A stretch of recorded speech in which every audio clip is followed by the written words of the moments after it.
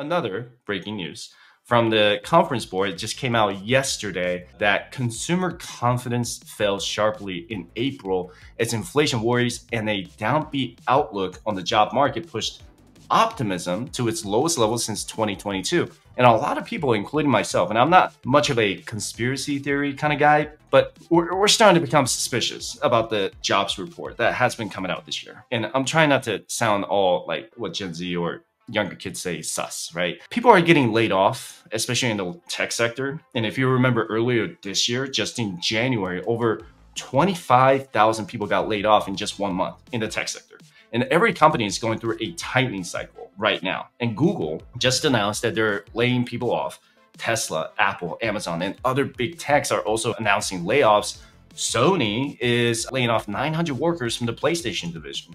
Expedia is cutting 1,500 jobs. EA, or Electronic Arts, like EA Sports, is laying off 5% of its workforce. And IBM, a huge tech company, is slashing jobs in marketing and communications. And check this out.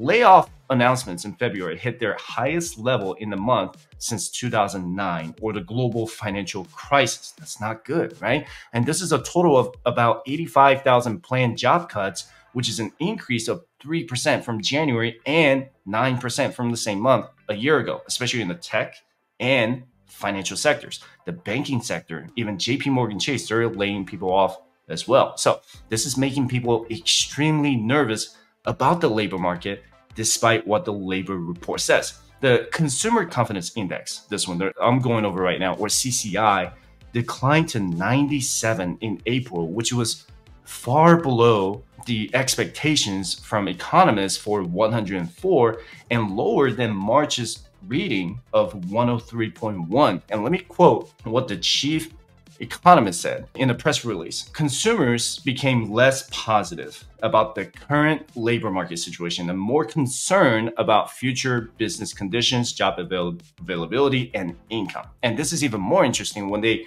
ask consumers how they're doing with their financial conditions. Most of them answered that they're in a good place, but when they were asked about the overall economic condition, they were not as confident about the future. And this is troubling news for the people in the White House, people in Congress, right? People tend to vote people out when the economy isn't doing so well. And that's always been the repeated pattern in the past. And this is something that Jerome Powell will most likely address at the press conference. But if he doesn't, somebody in the crowd will ask him that question for sure, right? If I'm wrong, then man, I need to take a shot of whiskey or something. We've been in a high interest rate economy for quite some time now. The Fed has maintained the current Fed funds rate of 5.25 to 5.5% since July 26, 2023.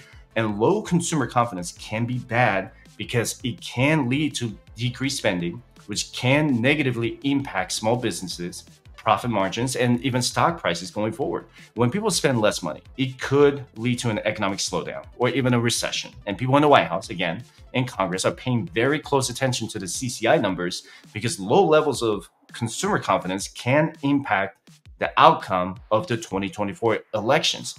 And not to mention, I know this is like a series of bad news, and I'm sorry about this, and I'm not trying to sound all bearish, but it's a string of bad news, all right? The first quarter of GDP came in a lot lower than expected in the second estimate. So let me first show you what the Commerce Department just said about the GDP, and it's not good news. The advanced GDP estimate on Thursday for Q1 2024 was a 1.6% annualized rate, which was far below the forecast at 2.4% after growing at a 3.4% rate in the fourth quarter of 2023. So the US economy grew at its slowest pace in almost 2 years in the first quarter due to a surge in imports and a small buildup of unsold goods at businesses. So we talked about the unfair trades going on, right? We got more imports coming in than going out. So despite what you hear on the news, we don't actually know if we had a real recession until many months after the fact. When COVID shut down their economy, not that we're in a recession right now. Anyway, let me clarify that. We're not in a recession right now because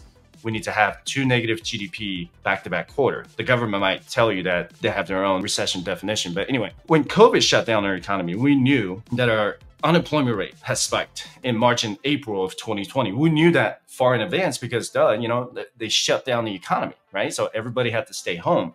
But we didn't know until many months later that we for sure had a negative GDP in back-to-back quarters, also known as a recession. We all could have guessed that we were in a recession, but it's not official until many months later. And typically, we get an advanced estimate of the GDP about a month after the quarter ends. And this is the estimate based on the best available information available at the time, right?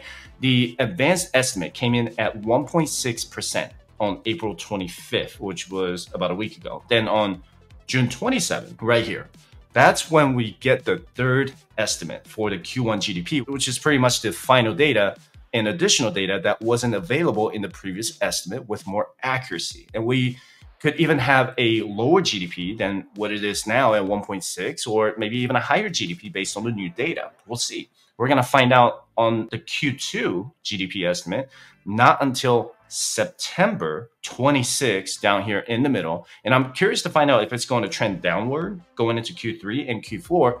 And if we see any weaknesses in our GDP, then the Fed may not have a choice but to start cutting rates, even if the PCE inflation rate is above the central bank's expectations. And I bet you that someone during the press conference will ask Jerome Powell about the GDP as well. And speaking of inflation, everybody's favorite subject, another bad news. This is what the Fed is really frustrated about, and that's the PCE inflation coming in hotter at 2.7% in the month of March when it was 2.5% in January and February. And this is the one thing the Federal Reserve is paying attention to, and why everybody else is saying that the Fed is not looking to cut interest rates anytime soon.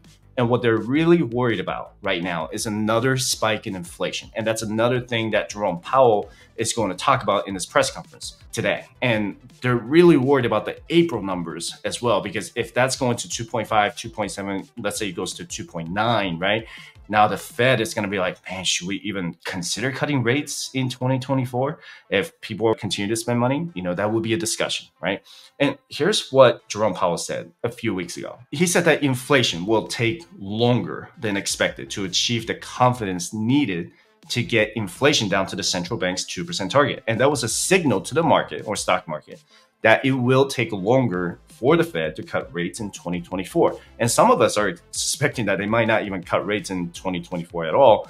And that would be bad news for people who are looking to purchase their first home, hoping to get their interest rates at 6% or lower. And are we going to go back to the way it was, like 2% or 3% with the mortgage interest rates?